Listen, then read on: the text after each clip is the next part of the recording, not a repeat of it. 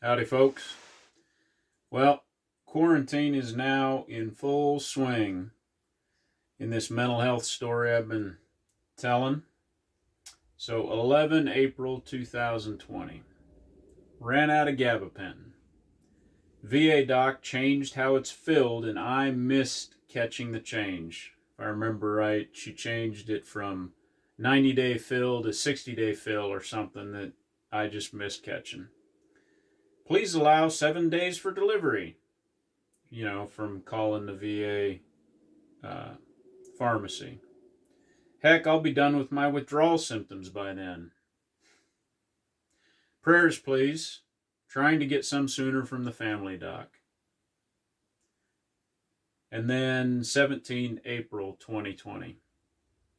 Dear Anxiety, go step on a Lego. Signed, me. Quarantine has been hard on me. My circle is thoughtfully small, but not zero. Have you been checking on those vulnerable around you? Better pause now and go do it. I have stopped taking Gabapentin. Not going back is the plan. It's a long story, but this road seems more sustainable. I'm grateful for the couple of years of mental work the medication allowed me to do. The work is not over. Before this, I didn't even know I had panic anxiety disorder. The road forward will never be easy, but the struggle is the meaning. So yeah, if y'all ever see anxiety coming down the street, you know what to do. I'm still on my depression meds. I'm serious about checking on your vulnerable friends. And if you're feeling a little bit depressed or alone, try to let someone know. Again, quarantine was just clamping down. It really kind of hit me hard. It is important that we talk about this. So, yeah, like I said, what happened is I got swapped from a contract VA doc out of California to a local VA doc down here in Topeka, and completely different person, style of treatment, not better.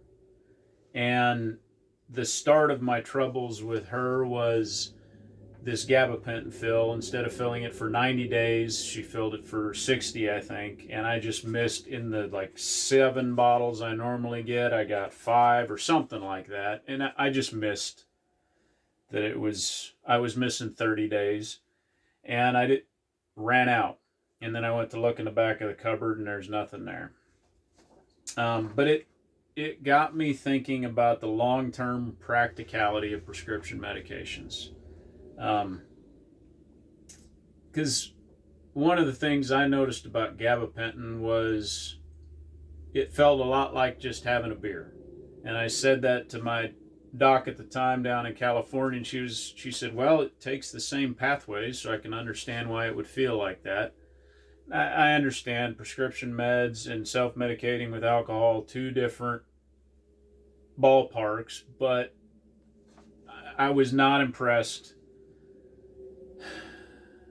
with the prescription wall, not having access to something I needed for my mental health, except if I went through a doc during business hours and allowed 7 days for the stuff to show up in the mail. So I thought about my options, and getting off of it really wasn't going to be easy. Going without it wasn't going to be easy, but that's the path I chose. And that was in conversation with my family, my kids and my wife. It has been okay. It's not been great, but it's been okay. Now I understand brain meds are a struggle. At that time, I was still on SSRIs. And I understand that some people are on them for a long time. Some people are on them indefinitely. It takes a long time sometimes to get the balance exactly right for what works for you. And I'm not speaking bad about any of that process. I know it's difficult. I'm just sharing this is what I went through. And the meds allow us to do good work. They allow us to get beyond our disease and actually make progress. Sometimes progress that would never be made otherwise. So, tell me about your story with meds, folks. I still struggle with medications for brain work. And I don't claim to have all the answers. So yeah, tell me what you do about meds. Remember, folks, hope is a choice.